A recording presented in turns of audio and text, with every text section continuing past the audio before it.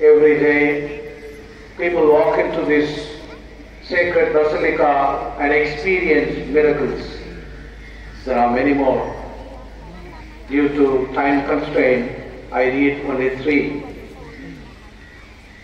Last year, I had to face a life-threatening medical emergency where a weakened, bulging blood vessel was burst, causing a hemorrhage which can result in brain damage.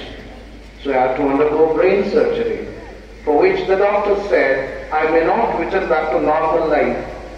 We prayed sincerely to Mother Mary, and with her intercession and prayer, my surgery went on well, and with the grace of God, I am slowly returning back to normalcy.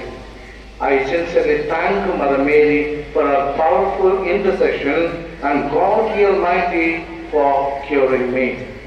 Thank you, dear Mother. Prithviraj, Jayabhat Nagar, Bangalore. ನಾನು ಹಿಂದೂ ಧರ್ಮಕ್ಕೆ ಸೇರಿದವಳು. ಆದರೂ ಮಾತೆ ಮರಿಯಮ್ಮನವರಲ್ಲಿ ನನಗೆ ಬಹಳ ನಂಬಿಕೆಯುಂಟು.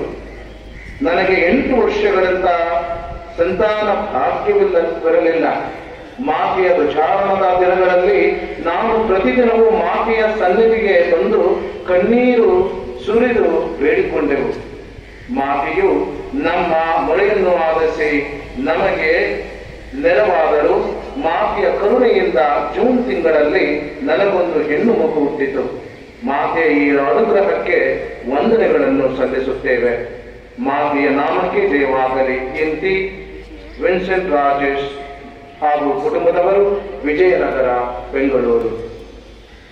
2 ஆண்டுகளுக்கு முன் எனக்கு இரத்த புற்றுநோய் கண்டிருப்பதாக மருத்துவர்கள் கூறினர். நான் மிகுந்த நம்பிக்கையுடன் தினமும் இந்த ஆலயம் வந்தும் என் வீட்டிலும் பக்தியுடன் ஜெபித்து வந்தேன்.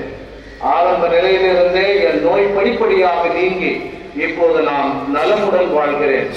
மாதாவின் இந்த அற்புதமிக்க உதவியை நான் என்றும் மறவேன். நன்றி அம்மா. இப்படிக்கு ஏ ராஜ், சாந்தி நகர். அன்பார்ந்தவர்களே, இந்த பத்திரத்தில் இருப்பது போல எத்தனையோ பேர் வாழ்க்கையிலே இந்த அதிசயங்கள் இருக்கிறது. அனைவரும் நம்முடைய நன்றிகளை கொடியேற்றத்துடன் ஆண்டவருக்கு பக்தியோடு சமர்ப்பிப்போம்.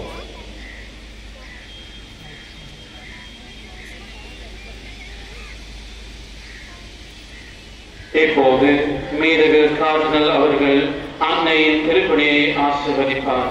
முக்கிய விருந்தினர்களை இணைந்து அன்னையின் திருப்பணியை ஏற்றி வைப்பார். அன்னையின் திருப்பணி மேலே உயரும் பொழுது நாம் அனைவரும் நமது கைகளை மேலே உயர்த்து வாழ்க மரியே என்று பாடுவோம். ಈಗ ಪೂಜ್ಯ ಕಾರ್ಡಿನಲ್ ಅವರು ದೇವಮಾತೆಯ ಧ್ವಜವನ್ನು ಆಶೀರ್ವದಿಸುವವರು. ಮುಖ್ಯ ಅತಿಥಿಗಳೆಲ್ಲರೂ ಸೇರಿ ಧ್ವಜವನ್ನು ಹಾರಿಸುವವರು. ದೇವಮಾತೆಯ ಧ್ವಜವು ಮೇಲಕ್ಕೆ ಏರುವಾಗ ನಾವೆಲ್ಲರೂ ನಮ್ಮ ಕರಗಳನ್ನು ಮೇಲಕ್ಕೆ ಎತ್ತಿ ಆಮೇ ಮರಿಯ ಎಂದು ಹಾಡೋಣ.